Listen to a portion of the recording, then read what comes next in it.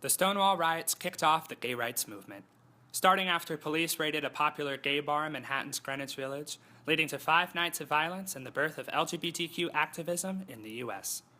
The group of photographers credited with capturing the riots was small. Of those, Larry Morris and Betty Lane are credited with the majority of the images. Larry Morris was a New York Times staff photographer, and Betty Lane, best known as the official photographer for the women's feminist movement, was a prolific photojournalist. In the days and weeks following the Stonewall riots, the first gay rights organizations were created, most notably the Gay Liberation Front and Gay Activist Alliance. The first gay pride parade took place exactly a year after Stonewall on June 28, 1970, known as Christopher Street Liberation Day. The parade was the first large-scale LGBTQ march in the U.S. Without Stonewall, the gay rights movement wouldn't exist. The 70s saw a rise in the LGBTQ community. As people moved cross-country, cities beside New York became important symbols for progress. The 1980s marked the start of the AIDS epidemic in various cities across the country. With its rapid spread and lack of knowledge about the spread of this disease, many photographers became intrigued and used this event as a subject. Some gained interest for historical reasons and others for personal reasons. Prominent photographers of this period included Crawford Barton and Mark Morrisseau.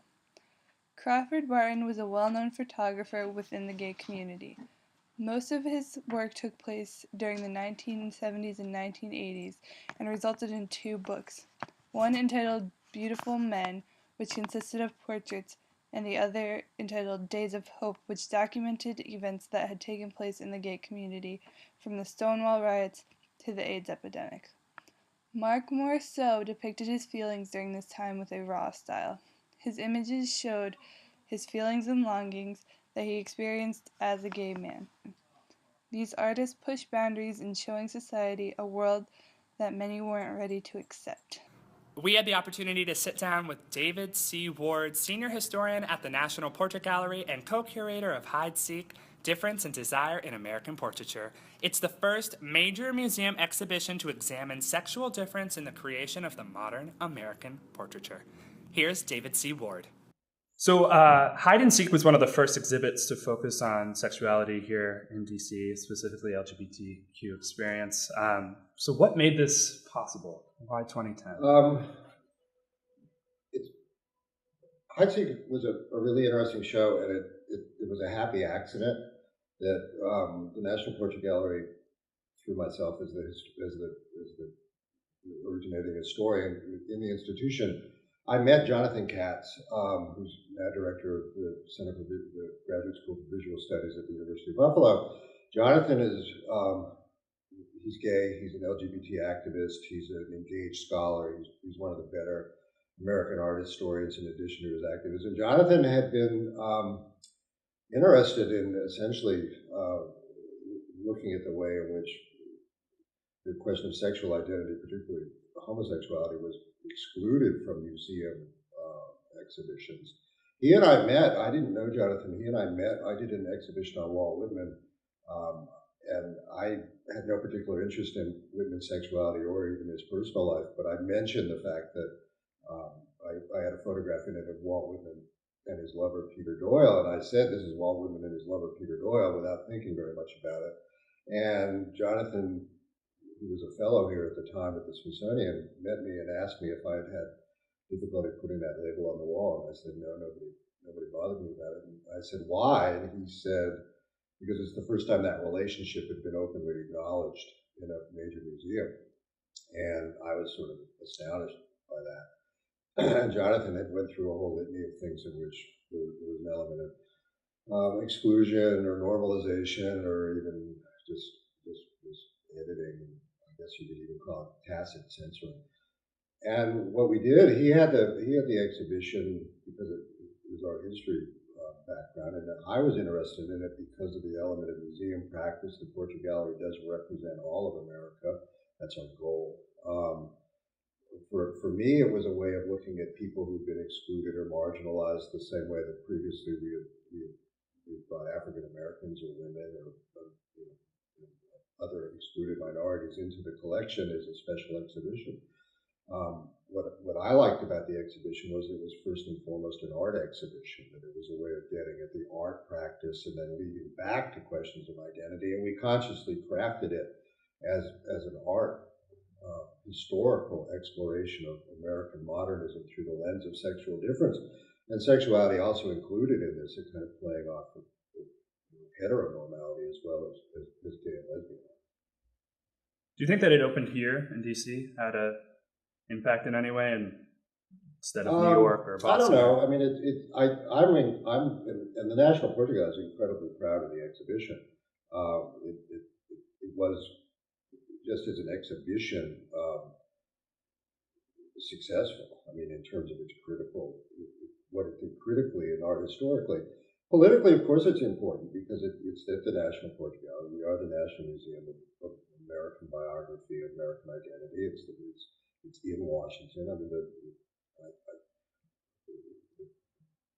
the impact that it had in the cultural terrain of 2010 or even now is of course important. It sparked a debate which hasn't been resolved. It won't be resolved, but it's nonetheless it's a statement of intent and about inclusion and democracy in the governance of the National Portrait Gallery.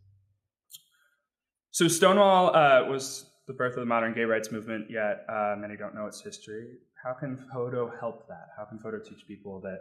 Right. Yeah, that's an interesting point. I mean, it gets into, I'm doing an exhibition now called The Face of Battle, which is about Americans at war after 9/11.